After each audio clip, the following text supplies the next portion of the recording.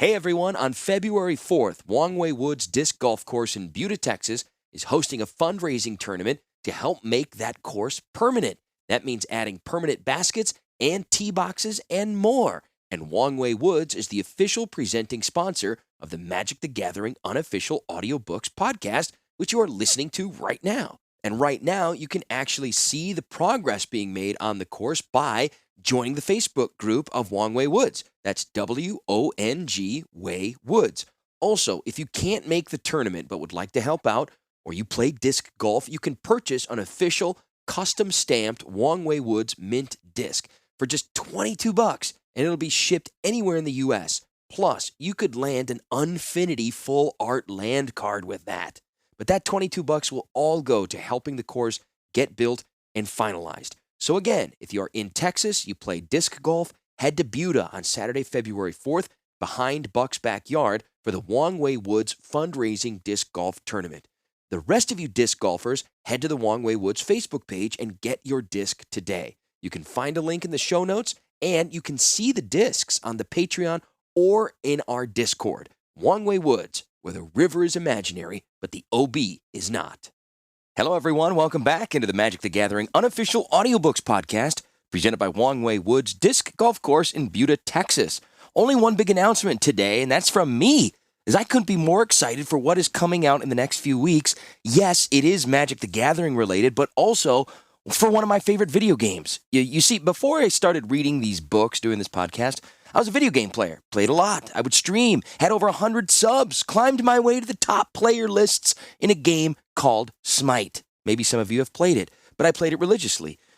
Once I had a daughter, the streaming thing kind of went out the window. Gaming in general for the most part, and this became the outlet for creativity and connecting, which I'm very happy for.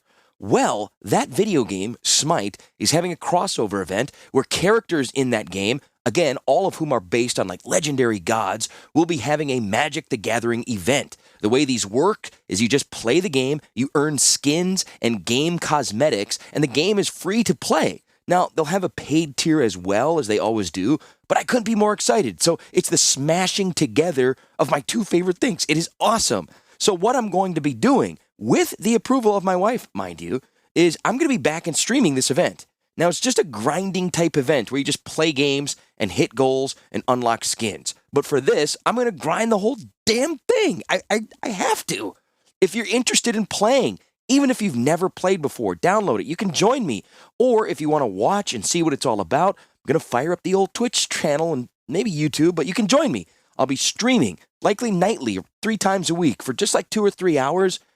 By the way, I stream at nighttime over here, which is like 9 p.m., which would mean like 7 a.m. Eastern time. So you could have breakfast with Smite and me, and maybe some of us listeners can all join together. Anyway, I plan on doing a little mini episode to break down what I think we'll see, but I'm telling you, if you're a Magic fan, which you are, this will give you an opportunity to play some of the Planeswalkers in a MOBA battlefield environment, and that is very freaking cool.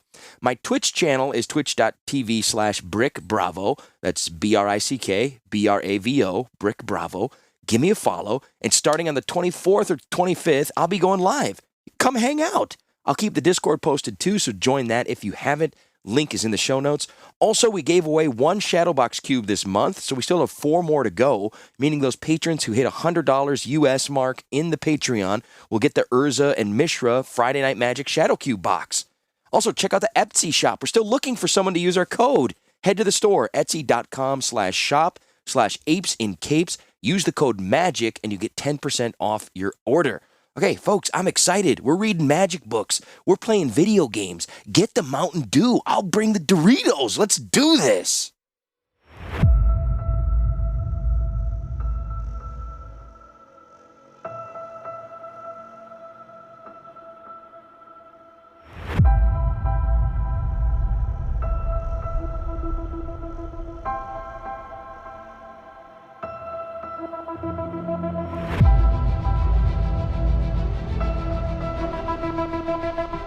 Chapter 13.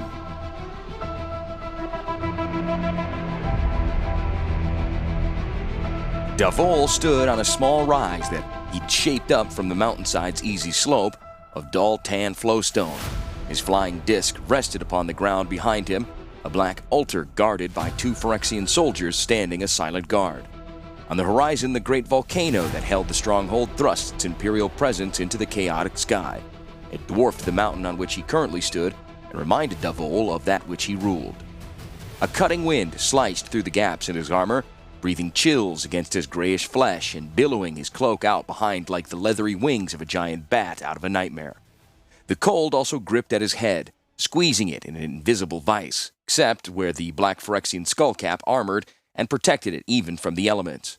A Coruscant physical characteristic, in his mind a defect, was that the bone plates in the wide skulls never quite closed and so left a vulnerable spot over the brain, a vulnerability that Krogh had agreed to remedy, as Davol's mind was one of importance to both Davol and the Phyrexians.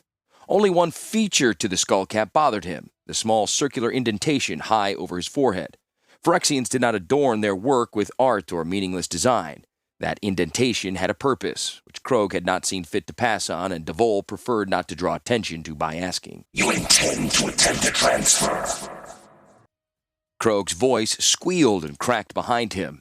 This was not a question. Krogh obviously knew. Davol looked over his shoulder, his black eyes guarded against his surprise at being interrupted here. The member of Phyrexia's inner circle stood next to the steward's disc, a portal still open behind him and flashing as Davol's soldiers passed through and away, back to the stronghold, no doubt. Now Davol frowned. The soldiers were a precaution, since the Vec had been known to roam far from their underground city, searching the landscape. Of course, Krogh could easily handle anything a common soldier could, but those guards were his, to be dismissed only by Davol himself.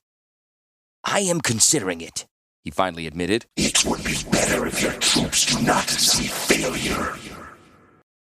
Krogh glided forward slowly, the metal bands that formed his semblance of clothing rasping against each other. Krogh carried his staff today, a twisted metal creation with no apparent purpose. Davol knew better than to assume such was true. Failure is too often the genesis of recycling. You might weaken their loyalty to you. Krogh had done him a favor? Perhaps. Davol did not blind himself to the possibility that Krogh might be concerned that Guard witnessed his success. The sentries were stacking up behind the Steward of Wrath. With each passing year, he accumulated more data through which he better understood his position and that of those around him. Davol smiled, thinking that none of his race could ever have hoped for such a long life, holding the power he did. He would gain more so long as he maintained appearances and worked carefully. My appreciation, Krogh. I hadn't considered that. Because he truthfully hadn't considered failure as an option. What would happen to the subjects if a failure occurred in mid-transference? Would the Phyrexian even know? They would be gone, Krogh said simply. Lost between worlds. It has happened before, yes, during the first Steward's reign. That told Davol quite a lot that he hadn't known before. The most important, of course, being that Wrath's rulers had changed in the past, and by extension could easily be changed again in the future. The thought bred hope and concern both. He turned to the task at hand, staring down the slope at the smooth wash of flowstone. Davol mentally reached back to the stronghold. There, the great control machinery for transference currently lay dormant, though it, like the flowstone, was attuned to the mental commands of both Davol and Krogh. The machinery sparked to life with his mental touch.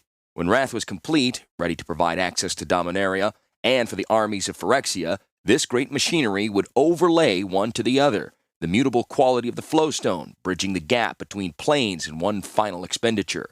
Until then, the ease of a transference was limited by many factors. The closer to Wrath's final form, the better. The size of the attempted transference and physical distance from the stronghold's control machinery made a difference as well. The only variable was apparently the strength of the mind of the steward or Evankar. As always, Davol trusted his mental abilities. First in the valley, he sensed the machinery powering to life, softening the flowstone over an area measuring in square miles. Pressure built within his mind, an avalanche of malleable stone poised overhead, threatening to engulf him. Just beyond the promontory, the land sank as if undermined by some great cavern beneath. Edges to the valley appeared as flowstone sloughed downhill. As the flowstone continued to evacuate, the machinery built up the lower sides and generally shaped the valley into the picture Davol held for it, slightly crescent-shaped with weathered southern slopes and a steep cliff face to the north. His consciousness plunged into the land, following the forces at work.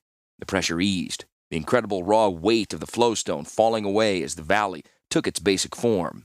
The machinery then began to pull details from Devol's thoughts, from the memory of his trip to Dominaria. The Seeker opening the portal for him had promised the perfect site, enclosed and isolated, and such had been delivered. Devol spent days memorizing the finer detail, from the spicy pine scent to the cool touch of dew-laden fern.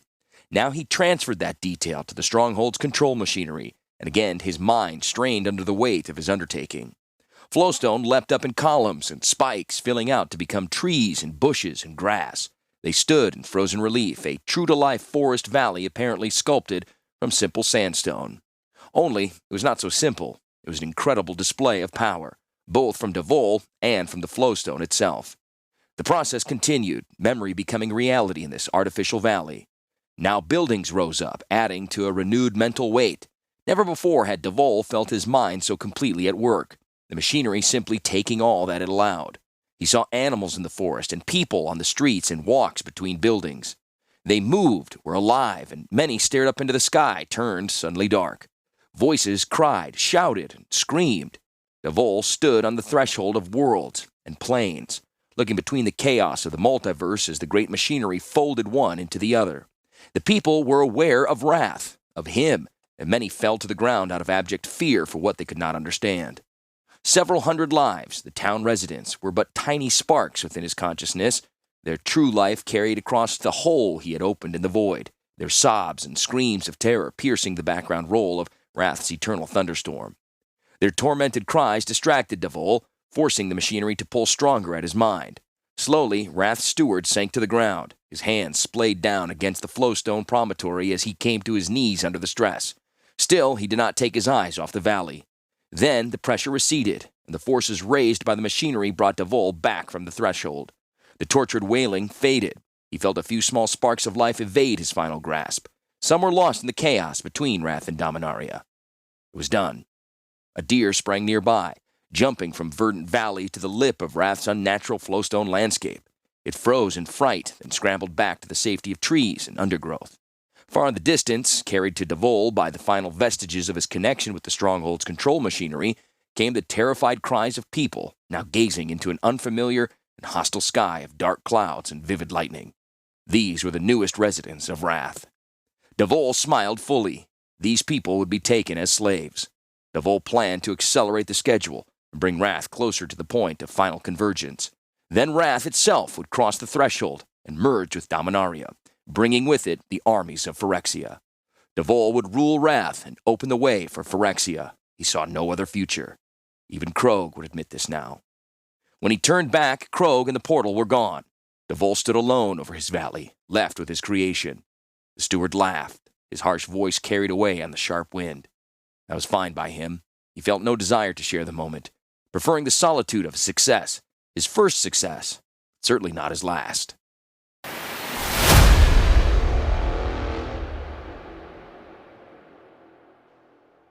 Storm clouds over Benalia hid stars in the blurry reflection of the glimmer moon.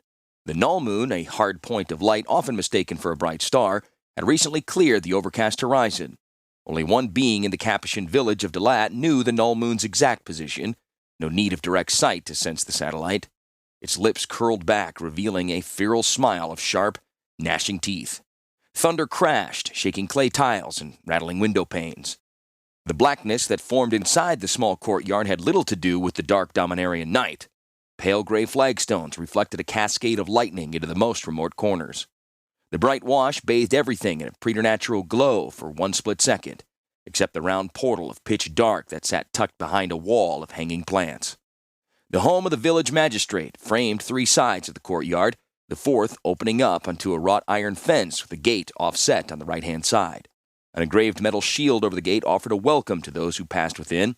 Though the gate remained locked, three figures moved among the shadows of the courtyard.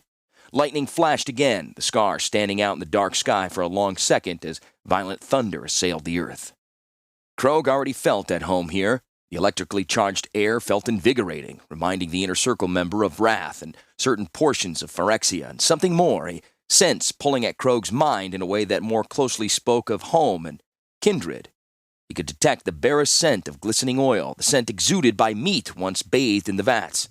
Krogh chattered a brief acknowledgement to the seeker who had found this place. The minor Phyrexian stepped back with a groveling bow, taking a subordinate position to Krogh and Devol. Devol studied the surroundings, no doubt committing every last detail to his extraordinary memory. Krogh did not mind, encouraged it, in fact. Devol proved ever more useful as the centuries played out. Though he had yet to kill Urza Planeswalker, his improvements to negators could not be gainsaid, and his management of Wrath was adequate, if uninspired. He had surprised Krogh those months ago, able to guide a transference between Wrath and Dominaria. That was not to say that the Inner Circle member considered the other dangerous. Devol displayed no real aggression or ambition, not in any way the Phyrexian could gauge at least. Perhaps in another century or two he could be trouble, but who could plan so far ahead when today there was so much more to accomplish? A twinge, more direct this time, centered Krogh's attention toward a pair of glass-paned doors. There, He said, a simple screech of sound. It pointed one skeletal finger. Wrath's steward squinted in the direction, unable to pierce the gloom so deeply as Krogh with his uncompleted eyes. Where? He asked as more lightning streaked across the sky. The doors? He moved off, his armored boots scraping against the flagstone. Krogh moved quietly, making only his usual metallic rasp and the occasional scrape of metal bands against stone. With the booming thunder and a damp wind rattling the metal gate, the sounds of their passage should go unnoticed. If not, there would be one less Dominarian. Devol tried the door latches, and they opened easily on well-oiled hinges. Krogh was the first through, shredding the diaphanous white curtains as he passed. He moved directly to the side of a bed on which an old man slept. Weak and frail-looking, as were most Dominarians, Krogh found it difficult to reconcile the dark call that pulled him toward the human. He was not a sleeper, but something very similar. Reports from Dominarian agents, the sleepers, negators, and seekers who came into contact with many of the weaker races, had spoken of such humans, meat creatures with a dark affinity and a special strength building within that drew the Phyrexians toward them. Krogh had considered such reports in error, confusing the nature of humans born in black mana environments with true Phyrexian purity. The Vec and others now living in Wrath knew such empathy. Krogh had changed his opinion when he walked Devol's new settlement. Most of the people there had fled in terror, but one did not. Donning chainmail and mounted on a similarly armored horse, he came at the Phyrexian, intent on destroying Krogh, no fear or hesitation showing in his steel-blue eyes. Krogh had felt that connection then, as if both beings recognized in the other that which was black, that which was Phyrexian. It brought the human strength enough to resist and to fight. Spurring his mount, he thundered in at the alien creature with furious hatred. The Inner Circle member destroyed the human with very little conscious effort. He plunged his talons deep into the lesser creature's brain to draw out what final information he could. Delicious in its intensity, Krogh reveled in the sensations that only meat could know. In light of this attack, Krogh had come here, to the home of a Benalish nobleman serving as village magistrate. Here, a seeker had recently sensed that spark of dark matter in the soul of a human. Again, Krogh knew the pull toward one, not of his kind, but similar. With a gesture from the Phyrexian, Devol placed the artifact Krogh had ordered him to carry near the human's head. A braided metal cable uncoiled and slithered across the pillow to set itself into the old man's ear, whispering a series of tones and noises. At normal volume, issuing forth from one of the larger Phyrexian war engines, the sound would frighten and confuse. At sufficiently high levels, it might even be enough to interfere with the nerve processes. Here, at such a muted volume, it would merely induce a deep slumber. The human would not awaken, though he might remain aware of the nightmares that Krogh would subject him to. The Phyrexian rested his left hand over the man's face, first and fifth talons rotating inward to burrow through flesh and bone above the temples and into the soft brain matter beneath. It was not enough for permanent damage, not yet, but meant to draw upon memories of the sleeping man. Krogh was searching for answers. The old man's eyes opened, alarm and then terror flashing through them, quickly replaced by a furious hatred. This was not supposed to happen. His hands came out from above the covers to fasten around Krogh's wrists. Blood ran down his arms and splashed against his face as the skin on his hands split against the razor sharpness of Krogh's construction. Still, he did not let go and actually budged Krogh's hand, forcing the talons to cut laterally through sensitive brain tissue. His hands locked as the seizures took him and he thrashed in the bed. Krogh dug deeper, pulling out what information he could. His name was Jaffrey Capuchin, son of Stefan and distant cousin of the current clan leader Thomas. The concepts and context of family and clan and caste all flooded the Phyrexian's mind. There was no time to enjoy the sensations. The knowledge pulled deeper to be re-examined later as the frail body faded into death.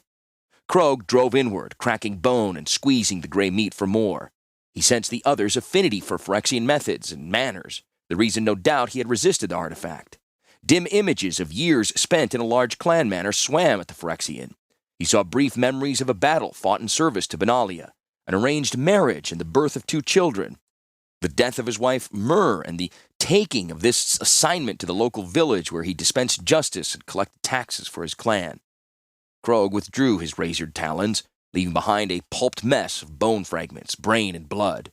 He turned to find Devol waiting patiently, but the Seeker was no longer in the room. Devol did not wait for the question. I sent the Seeker away, he said calmly.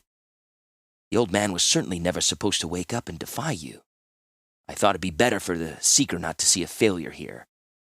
It might cause, he paused, problems. Immune to the embarrassment of feelings, Krogh still knew of the respect due his status and that in Devol's eyes, he was now being subject to very careful ridicule. The Phyrexian hunched down, not to diminish himself, but in preparation of attack. Though Krogh restrained himself, Devol remained too useful a tool to dispose of at this time. Yes, he said in a metallic screech. At this time. It was not an answer to Devol's comment, but a reinforcing of his own thoughts. Devol apparently sensed some of the danger he stood in, turning back toward the ruined mess of a man who slowly soaked the white linen dark red. Anything useful? Use would be determined later, but certainly Krogh had been given a measure to pause and consider. There are 2 offspring, he said slowly. A plan formed, reflecting Devol's efforts with the Phyrexian negators. Perhaps Krogh could guide the development of a few Dominarian natives who showed affinity for the Phyrexians similar to Jaffrey. Such an empathy was rare enough to justify further investigation at the least. If such affinity could be manipulated... This he would not speak of to Devol. It was not truly the steward's concern. This was a matter which demanded Phyrexian attention, and hope, as the steward might, Devol would never be of Phyrexia, never complete. Urza, Krogh said, remembering one other image. Urza Planeswalker was known to this human. He has been here. Krogh could not afford to take chances wherever Urza might be involved. I want an account of everywhere Urza Planeswalker has been tracked on Dominaria. Everywhere humans with a dark affinity have been noticed. Seekers must be sent to investigate those areas. If there was a relationship between the two, he would find it. A taloned hand slashed at the air between them. You will kill Urza Planeswalker. Soon. Devol nodded slowly, obviously unable to help a look of resignation. This can be done, he said, echoing Krogh's words of so many years before. The Phyrexian did not wait for further conversation. One final glare, eyes burning like hot coals within his cavernous sockets, he stalked for the room, back toward his portal. He had enough of Dominaria, but he would return soon.